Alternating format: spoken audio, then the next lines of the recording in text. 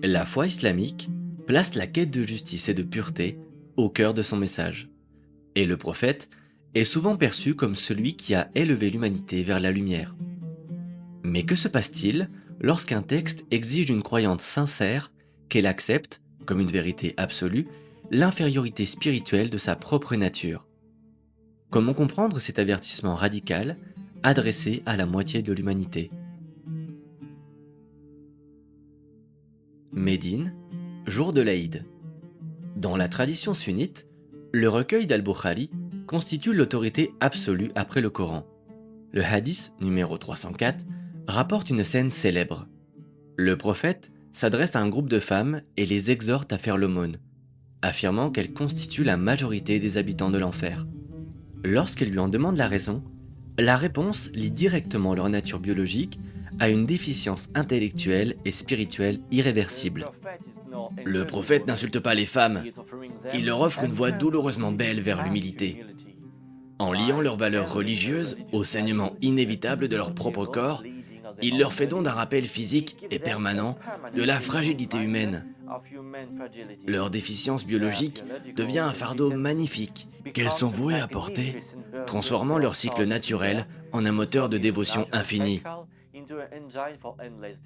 Derrière cette poésie sacrificielle, il faut reconnaître la douleur d'affronter la réalité littérale des mots.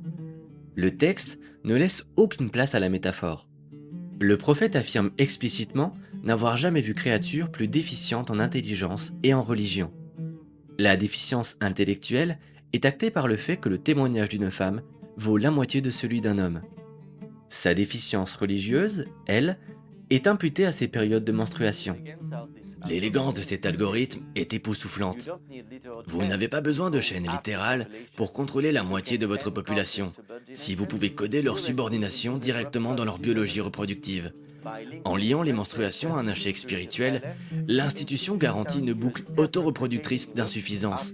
C'est un design brillant et sans faille pour une gestion démographique absolue.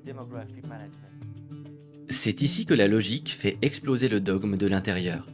Si un créateur omniscient a lui-même conçu le corps féminin et ses cycles, pourquoi utiliserait-il ce processus naturel pour décréter une infériorité spirituelle?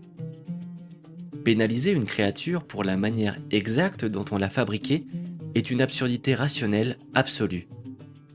La vérité de ce texte est strictement historique. Il constitue la clé de voûte de l'asservissement patriarcal. En décrétant que les femmes sont intrinsèquement défaillantes dans leur chair et leur esprit, le dogme de l'islam sunnite a verrouillé l'espace public et sanctuarisé la suprématie masculine. Au final, des millions de femmes ont passé des siècles à s'excuser de leur propre nature, écrasées très exactement au nom de Dieu, l'argument d'autorité suprême et inattaquable forgé par les hommes pour rendre cette ségrégation éternelle.